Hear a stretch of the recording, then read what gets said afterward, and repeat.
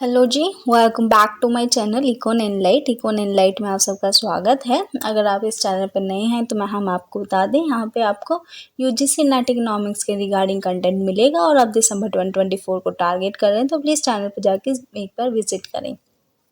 तो इस चैनल पे आपको क्या मिलेंगे, एक तो लेक्चर्स मिलेंगे, ठीक है, पीवाईक्यू प्रैक्टिस हो रही है, लेक्चर्स में ही पीवाईक्यू सॉल्व कराए जा रहे हैं एंड प्लस यहाँ पे आपके एक्स्ट्रा क्वेश्चंस की प्रैक्टिस कर रहे हैं जिससे कि हमारा अप्रोचेबल हो जाए एग्ज़ाम, ठीक है। अगर वीडियो अच्छी लगे तो प्लीज़ लाइक कर दें, लाइक करना बहुत इम्पॉर्टेंट है।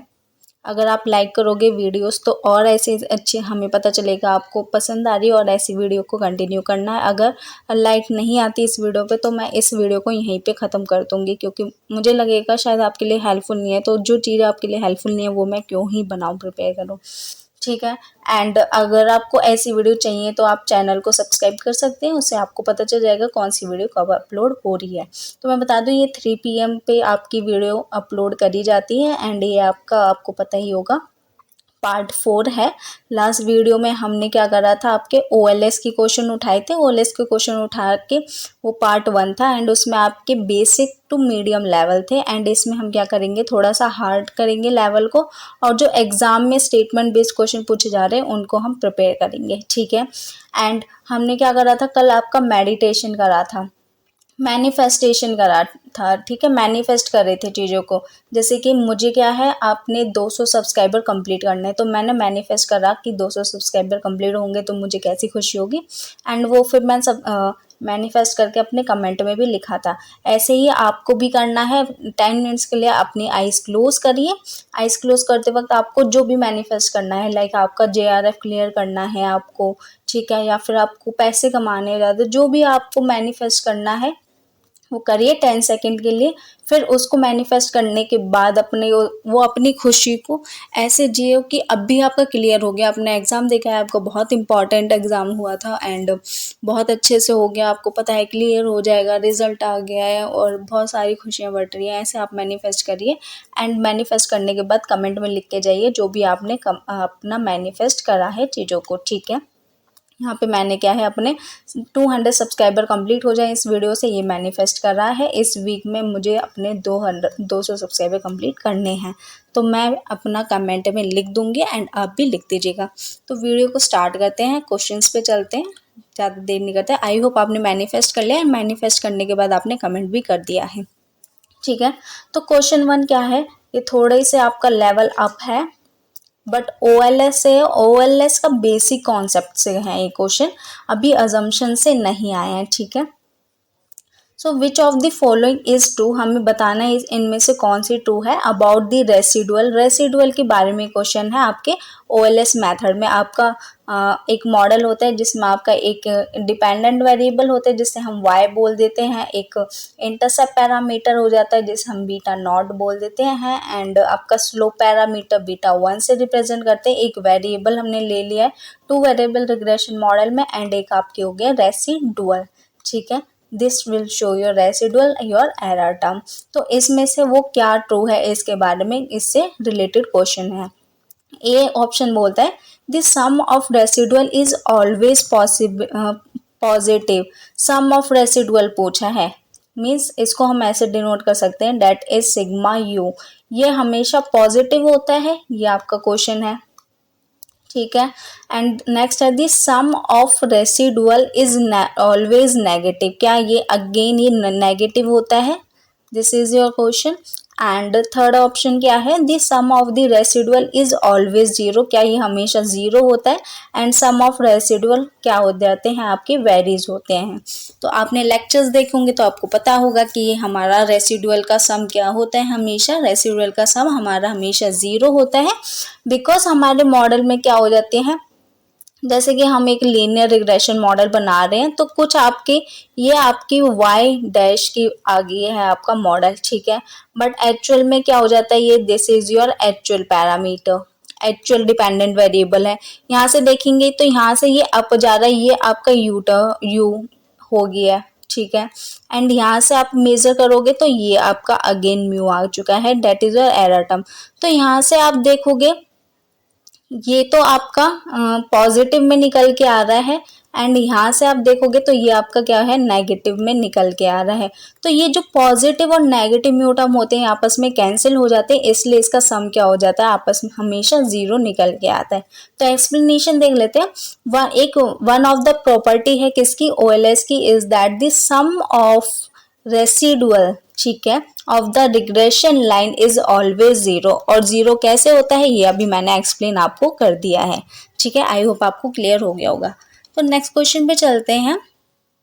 Next question is asking that what does the expression, आपको ये एक्सप्रेशन दिया हुआ है, इसको क्या रिप्रेजेंट कर रहा है। ये आपका म्यू आई कैप है, इसको अगर हम लिखेंगे तो ये इस फॉर्म में होगा, mu I cap equals to Y I, that is your Y I true dependent variable को शो करते हैं हम वाई आई से, एंड माइनस में क्या है ये आपका minus Y I cap, that is जो आपने एस्टिमेट करा है। तो ये आपका क्या रिप्रेजेंट कर रहा है, ठीक है। क्या ये आपकी एक्चुअल वैल्यू को रिप्रेजेंट करेगा, या फिर प्रिडिक्टेड वैल्यू को रिप्रेजेंट कर रहा है, या फिर रेसिडुअल को प्रेजेंट कर रहा है, या फिर आपका स्लोप ऑफ कोफिशिएंट को रिप्रेजेंट कर रहा है। तो जब भी हम म्यू आई निकालते हैं ना, तो ये हमेशा हमारा क्या शो करता है, ये हमेशा रेसिडुअल को शो करते हैं। ट्रू में से हम अपने प्रेडिक्टेड माइनस करते हैं तो हमारा क्या निकलता है, रेसिडुअल निकल के आता है। देखिए आंसर क्या है, सी।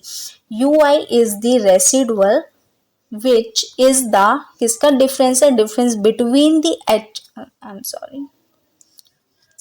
difference between the actual value of yi and the predicted value। predicted value को yi कैप से रिप्रेजेंट करते हैं एंड actual value को yi से, सिंपल yi से, ठीक है। आई होप अब तक ये तो आपको पता चल गया होगा, आपने अगर लेक्चर सुने हैं या फिर आप MCQ की क्लासेस भी डेली कर रहे हो। एक सेकेंड, आई एम एडजस्टिंग।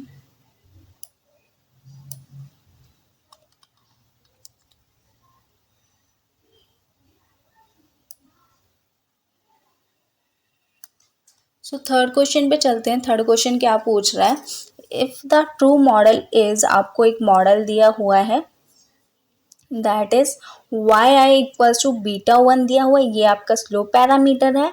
ये क्या है आपका, ये आपका इंटरसेप्ट पैरामीटर है, ये आपका स्लोप है, ठीक है। इंटरसेप्ट और स्लोप क्या होता है, स्लोप पैरामीटर, ये आप कमेंट में करिए, क्योंकि मैंने कितनी बार बताया है, मैं टेस्ट करना चाहती हूँ आपको आता है या नहीं है। एंड ये आपकी क्या है, रेसिडुअल है, एरर टर्म है, डिस्टर्बेंस टर्म है। विच of the following is minimised in the least square estimation, इनमें से क्या मिनिमाइज करते हैं हम अपने मॉडल में, क्या करते हैं अपने पैरामीटर्स निकाल के उसके बाद उसको क्या मिनिमाइज करते हैं। क्या हम डिपेंडेंट वेरिएबल के सम को मिनिमाइज करते हैं, या फिर इंडिपेंडेंट वेरिएबल के सम को मिनिमाइज करते हैं, या फिर रेसिडुअल के सम को मिनिमाइज करते हैं, या फिर स्क्वायर ऑफ रेसिडुअल के सम को मिनिमाइज करते हैं। बताइए क्या मिनिमाइज करते हैं इसमें से हम। तो हम हमेशा क्या है, अपने सम ऑफ स्क्वायर ऑफ रेसिडुअल को मिनिमाइज करते हैं। एंड क्योंकि हमारा जो रेसिडुअल होता है, रेसिडुअल का सम, ये 0 हो जाता है, बट हमें क्या है, एक वैल्यू चाहिए होती है जिससे हम अपने पैरामीटर्स को निकाल सके, इसलिए इसका हम स्क्वायर करके उसके सम करके फिर इसे मिनिमाइज करने की कोशिश करते हैं। आई होप आपको ये क्लियर हो गया होगा। एक्सप्लेनेशन कर देख लेते हैं। Answer will be your D, which I told you, that is sum of square of residual। explanation, the least square method में हम क्या minimize करते हैं, the sum of square residual, ठीक है।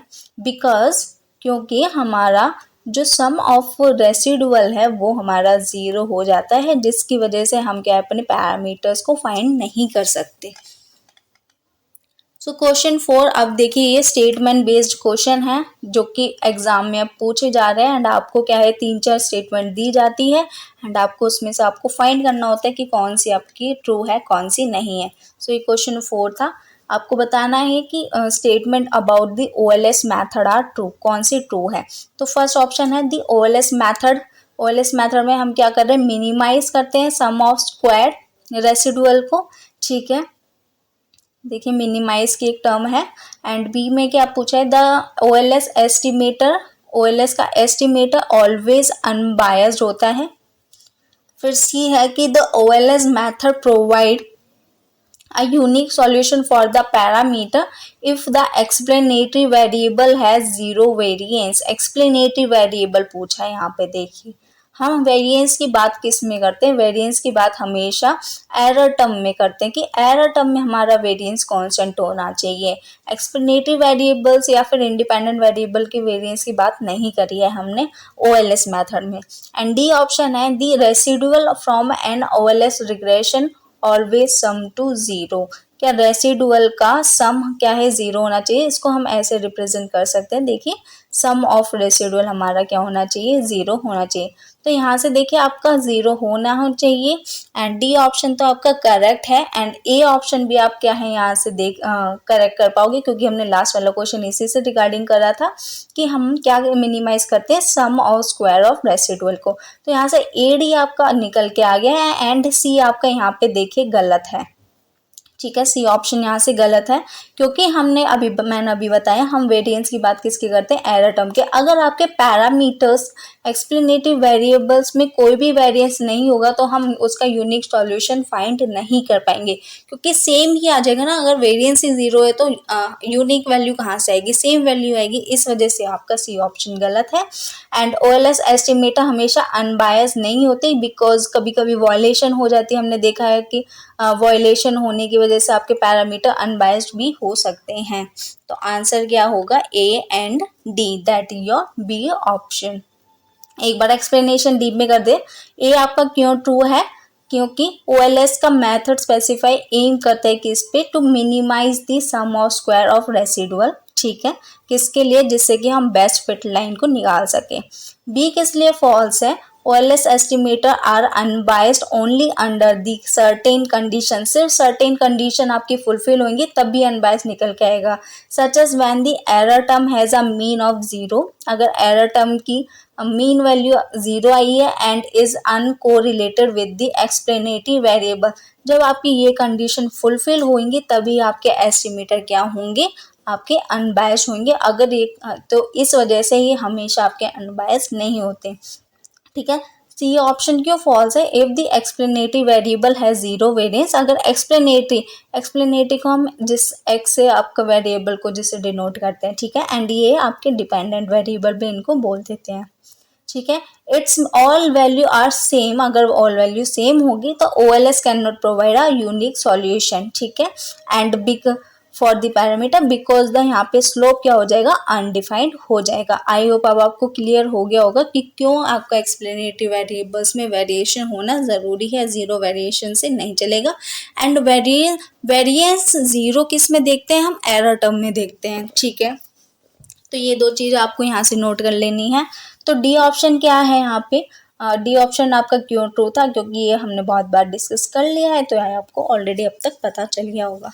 तो क्वेश्चन 5 पे चलते। क्वेश्चन 5 क्या पूछ रहा है आपसे, identify which of the following statement regarding the properties of OLS estimator are correct. ठीक है, अगेन करेक्ट की पूछी है कि OLS एस्टिमेटर क्या करेक्ट हो गए इनमें से statement. OLS estimator are consistent if the error term homoscedastic. अगर आपकी एरर टर्म होमोसिडास्टिक है तो आपके एस्टिमेटर कंसिस्टेंट आएंगी। OLS estimator are efficient if the error term are normally distributed and homoscedastic. अगर एरर टर्म नॉर्मली डिस्ट्रीब्यूट और होमोसिडास्टिक होंगे तो ही आपके एस्टिमेटर क्या निकल के आएंगे, यहाँ पे एफिशिएंट। एंड यहाँ पे देखिए एरर टर्म की बात हुई है, तो ये कीवर्ड्स आपको ये फाइंड करने किसकी बात हो रही है, क्योंकि अगर यहाँ पे एक्सप्लेनेटिव वेरिएबल होता है तो मीनिंग ही बदल जाता ना यहाँ पे। जैसे कि हमने लास्ट वाली क्वेश्चंस में देखा था कि एक्सप्लेनेटिव वेरिएबल एंड एरर टर्म एक कीवर्ड से आपका पूरा ही स्टेटमेंट चेंज हो गया। ठीक है, आपको आइडेंटिफाई करने किसके बारे में एक्चुअली में पूछा जा रहा है, यही आपकी सिली मिस्टेक होती है एंड इन्हीं को आपको अभी हफ्ते एनालाइज करना है साथ साथ। सी ऑप्शन क्या पूछा है, OLS estimator are unbiased. OLS estimator कब अनबायस्ड होंगे, if the expectation of the error term is zero and the explanatory variable is non stochastic. Means X value को हम क्या कर रहे हैं, यहाँ पे फिक्स्ड कर रहे हैं। नॉन स्टोकास्टिक का मतलब यहाँ पे हमने एक्स की वैल्यू फिक्स्ड कर दी और आपकी एरर टर्म क्या हो गई, आपकी एरर टर्म 0 बता रहा है। ठीक है, सम ऑफ एरर टर्म। ठीक है, ये आपकी दो कंडीशन की यहाँ पे बात करिए, तब आपका क्या होंगे, एस्टिमेटर अनबायस्ड होंगे। एंड डी ऑप्शन है, the OLS method can be use to estimate model with a non linear relationship between variable. क्या नॉन लीनियर रिलेशनशिप होगी तब भी आप ओएलएस मेथड को यूज कर पाएंगे। ये हमारी सबसे फर्स्ट कंडीशन थी कि लीनियरिटी इन पैरामीटर होना चाहिए। लीनियर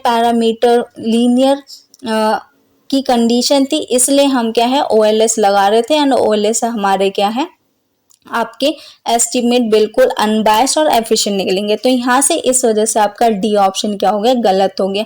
और आप देखेंगे ऑप्शन में तो डी ऑप्शन अगर आपने हटा दिया तो आपके ये तीनों ऑप्शन यहाँ से गलत हो जाएंगे। एंड आपका आंसर क्या आ गया, A, that is A, B and C. इनमें से आपके तीनों ऑप्शन क्या है, बिल्कुल करेक्ट है। एक्सप्लेनेशन देख लेते हैं एक बार कि तीनों क्यों करेक्ट है। फर्स्ट में क्या बोल रहा था कि होमोसिडास्टिक होना चाहिए आपका एरर टर्म, तो आपके कंसिस्टेंट होंगे एस्टिमेटर। ठीक है, क्योंकि हमारी अजम्पशन है कि हमारे एरर टर्म क्या होने चाहिए, आपके होमोसिडास्टिक होने चाहिए, जिससे कि वो क्या हो जाए, एक मीनिंगफुल कवरेज दे सके टू पैरामीटर्स वैल्यू को, और सैंपल साइज आपके इंक्रीज होंगे तो आपका क्या है, बिल्कुल ट्रू पैरामीटर्स निकल के आएंगे। ठीक है, जैसे कि आपका ये सैंपल साइज और इंक्रीज हो गया तो बिल्कुल ये आपका ट्रू वैल्यू को शो करेगा। बी ऑप्शन क्या पूछ रहा है, the OLS estimator are efficient. Efficient कब होंगे, जब ब्लू प्रॉपर्टी होगी under the condition that the error term are normally distributed and homoscedastic. ठीक है, तो ये आपकी एक वन ऑफ द कंडीशन है आपकी एफिशिएंट होने के लिए। ठीक है, सी ऑप्शन किस लिए ट्रू है आपका, देखिए, the OLS estimator are unbiased if the expectation of error term is 0 and explanative variable is non-stochastic। ठीक है, नॉन स्टोकास्टिक होंगे तो आपका एरर टर्म और 0 होगा। एंड आपका क्या है, हमेशा लीनियर मॉडल होगा तो ही आप क्या है ओएलएस मेथड को अप्लाई करोगे, इसलिए डी वाली का ऑप्शन आपका यहाँ से गलत हो गया था। तो लास्ट क्वेश्चन देख लेते हैं आज का, जो कि है sixth question again statement based है। आई होप अब आपको स्टेटमेंट बेस्ड यहाँ से करके जाएंगे तो आपको वहाँ पे शायद दिक्कत ना आए। ऑल दो क्वेश्चंस एंड स्टेटमेंट थोड़ी सी लेवल हाई हो सकता है, उनका लेवल सेम भी हो सकता है, बट एक अप्रोच आपको यहाँ से सीखने को जरूर मिलेगी। ठीक है, विच of the following statement about the residual के बारे में क्वेश्चन है कि इनमें से क्या आपका ठीक है। ठीक है, the residual are the difference. क्या रेसिडुअल क्या है, डिफरेंस है किसका, observed value and the predicted value. ठीक है, दैट इज, इसको हम कैसे कर सकते हैं, observe value minus predicted value, इन दोनों का डिफरेंस है। आई होप ये तो आपको यहाँ पता चल गया होगा कि बिल्कुल ये वाला ए ऑप्शन आपका करेक्ट है। एंड ए ऑप्शन हम देखें तो आपका ए, बी, सी इन तीनों में है, डी में नहीं है, इसलिए यहाँ से हम क्या है सीधा सीधा इसे काट देंगे। ठीक है, फिर क्या देख लेते हैं, हम बी ऑप्शन को देख लेते हैं। बी ऑप्शन को देखने का इतना फायदा नहीं है, आप सी ऑप्शन देखेंगे तो आपको पता चल जाएगा या तो ये वाला होगा या फिर ये वाले होंगे। तो सी ऑप्शन को पहले देख लेते हैं। The mean value of residual is 0 if the regressor include an is intercept.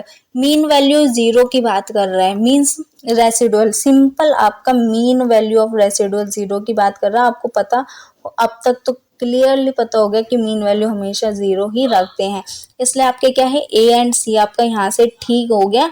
And ये वाला ऑप्शन आपका गलत हो गया। इसके बाद हमें क्या है डी ऑप्शन देखना पड़ेगा, क्योंकि ए एंड सी में आपका डी ऑप्शन भी है। ठीक है, the residual are always normally distributed. क्या रेसिडुअल हमेशा नॉर्मली डिस्ट्रीब्यूटेड होते हैं, तो यहाँ से डी ऑप्शन आपका गलत है, क्योंकि रेसिडुअल अगर आपकी हेटेरोसिडास्टी की प्रॉब्लम होगी तो रेसिडुअल हमेशा नॉर्मली डिस्ट्रीब्यूटेड नहीं होते, ये अप एंड डाउन भी जा सकते हैं। ठीक है, इसलिए आपका डी ऑप्शन यहाँ से गलत है। एंड ऑप्शन ए आपका बिल्कुल यहाँ पे देखिए बिल्कुल करेक्ट आ गया है आपका आंसर। ठीक है, आई होप आप इसके लिए तो क्वेश्चन वो इतना डिटेल में जाने की ज़रूरत ही नहीं एक्सप्लेनेशन, और आपको अगर चाहिए तो आप यहाँ से स्क्रीनशॉट ले सकते हैं। मैं थोड़ा सा छोटा कर देती हूँ। अगर आपको पढ़ना है तो आप यहाँ से एक बार स्क्रीनशॉट लेके ऐसे यहाँ पे पढ़ सकते हैं। एंड ऑप्शन आपका ए है, क्योंकि मैंने सारे ऑप्शन एक बार आपको बता दिए हैं कि किस लिए किस वजह से हो रहा है। ठीक है। आई होप आपने स्क्रीनशॉट ले लिया होगा जिसको लेना होगा। And thank you so much आज के लिए इतना ही। Keep learning because read lead and succeed, यही हमारा मोटो है। ज़्यादा से ज़्यादा रीड करेंगे, ज़्यादा से ज़्यादा लीड लेंगे एग्ज़ाम में, एंड जल्दी से जल्दी क्या करेंगे, सक्सीड करेंगे। ठीक है। तो रीड लीड एंड सक्सीड को ये सीरीज़ है, इसको आप देखेंगे जितना, इतना ही आप क्या है अपने एग्ज़ाम के लिए सक्सीड करेंगे। तो अगर वीडियो अगेन अच्छी लगी हो तो प्लीज़ लाइक कर दें।